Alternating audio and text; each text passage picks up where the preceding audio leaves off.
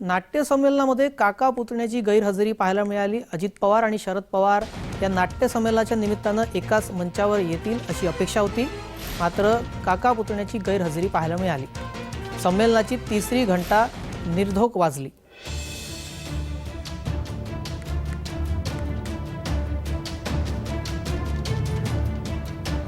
हे नाट्य संमेलन आयोजित करण्यात आलेलं होतं। यामध्ये अजित पवार आणि शरद पवार दोघांनाही आमंत्रण देण्यात आलेलं होतं, मात्र दोघेही या नाट्य संमेलनात आले नाहीत।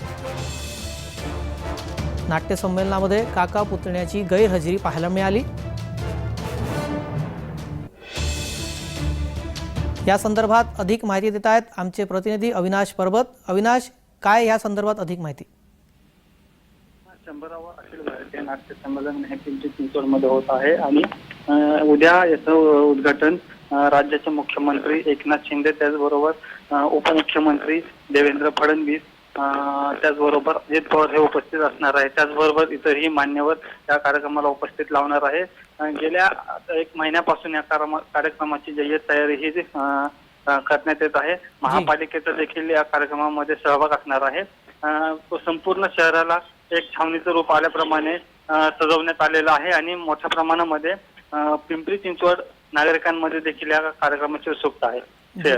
या नाट्य संमेलनाच्या निमित्तानं काका पुतणे एकाच मंचावर येतील ही चर्चा होती। दोघांकडून काही कारण देण्यात आलेली आहे का गैरहजेरीची? नक्कीच काही दिवसांपूर्वीच नाट्य संमेलनाच्या सांगण्यात आले होते की शरद पवार, अजित पवार आणि उपमुख्यमंत्री, मुख्यमंत्री या सर्वांना आमंत्रित करण्यात आलेलं आहे। परंतु अजित पवार आणि शरद पवार हे एकाच मंचावर येण्याच्या चर्चा झाल्या होत्या, परंतु आता नेमकं काय आहे नेमकं ते उद्याच कार्यक्रमस्थळी कळणार आहे। धन्यवाद अविनाश, आपण दिलेल्या माहितीबद्दल।